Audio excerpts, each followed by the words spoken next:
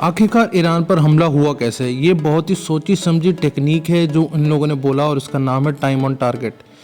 यहाँ पे क्या होगा, एक साथ बहुत सारी जगह से बहुत सारी मिसाइलें दागी जाएंगी और वो इस गति से दागी जाएंगी कि इराक का जितना भी सिस्टम है और ईरान के ऊपर जो भी है वो सब खत्म हो जाएगा और खामनेई धराशायी हो जाएगा और एक साथ बहुत सारे सिस्टम को मारा जाएगा। अब ये उनका S-300 है जो कि किसी भी मिसाइल को रोक नहीं पाया। इसको बोलते हैं साइबर ऑपरेशन, जो कि आपको कह लो आसमान से, ज़मीन से और पानी से, तीनों जगह से इतनी सारी मिसाइलें निकलेंगी कि आपका सिस्टम इंटरसेप्ट नहीं कर पाएगा और उनकी गोलियां, उनकी मिसाइल आपको आगे मार गिराएंगी। आप जितने भी मर्जी मार लो, आप ठीक है थोड़ा बहुत तो हर बंदा करता ही है, उन्होंने ईरान में मारा, कतर में मारा, लेकिन काम नहीं चला।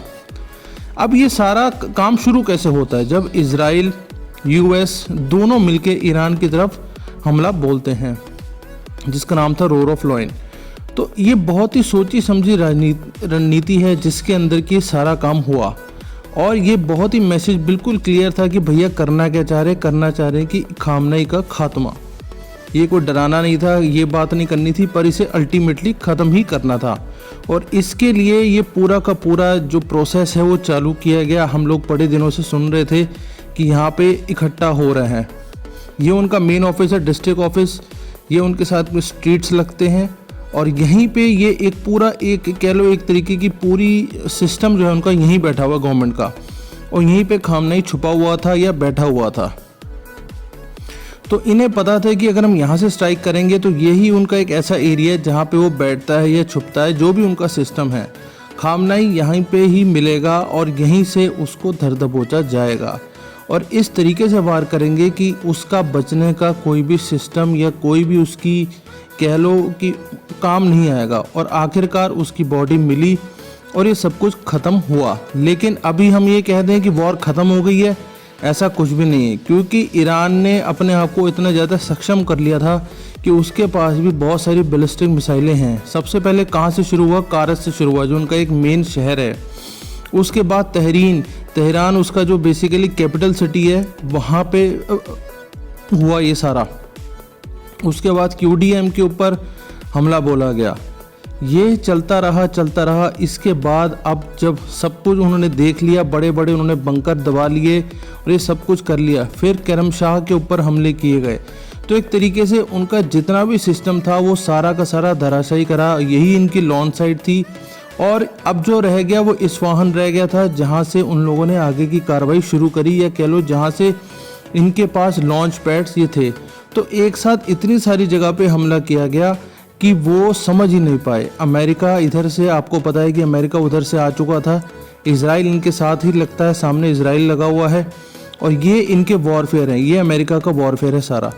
यहाँ पे इन लोगों ने अपना ये जो अरेबियन सी है, यहाँ पे इन लोगों ने अपना वॉरफेयर यहाँ खड़ा करा और इसके अलावा यहाँ पे मेडिटेरियन सी में एक वॉरफेयर यहाँ खड़ा करा और इधर से इजराइल के जो जहाज़ थे वो चलते रहे और सारी पेट्रोलिंग करते रहे।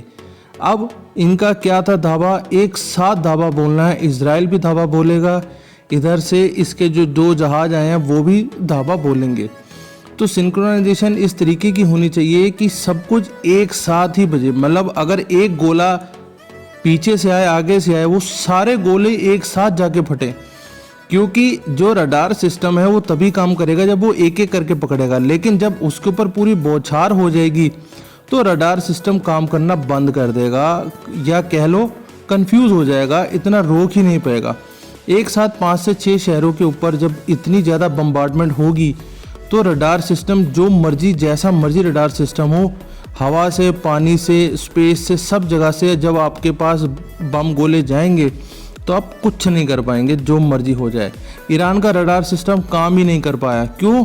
क्योंकि उन्होंने इतने ज़्यादा अपने ड्रोन्स छोड़े, सिस्टम छोड़े कि वो चल ही नहीं पाया। साइबर ऑपरेशन हुआ जिसे इन लोगों ने बोला, जो कि स्पेस से देख रहे थे, उनको भी पता था कि इसके पास रडार सिस्टम है, तो वो पर रडार सिस्टम किस तरीके से धराशायी करना है वो इन लोगों ने बड़े तरीके से, बड़े बहुत ही ज़्यादा सिस्टमेटिकली प्लान करके इन लोगों ने चला है ताकि उसके रडार सिस्टम काम ही नहीं कर पाए। और यही वही रडार सिस्टम है जो रशिया ने इन लोगों को दिया था।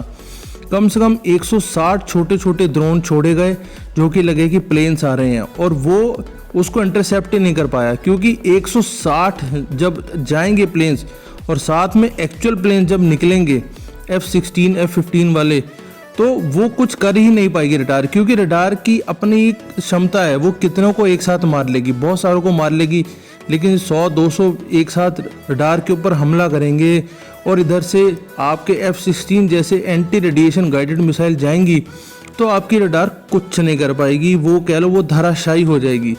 और इसीलिए इनके ऊपर इतनी जल्दी इतना ज़्यादा अटैक करा। हालांकि उसके बावजूद भी ईरान ने जो US एयर बेस थे वहाँ पे उन्होंने हमला करा, अल दरफा पे ऊपर हमला करा, उसके अलावा बहरीन में उन्होंने हमला करा, US नेवी की वहाँ फ्लीट खड़ी होती है, कतर में उन लोगों ने हमला करा, वहाँ भी उनके एंटी सिस्टम लगा हुआ था, कुवैत पे भी हुआ पर वो कुछ हद तक कामयाब हुआ रोकने के लिए कुवैत।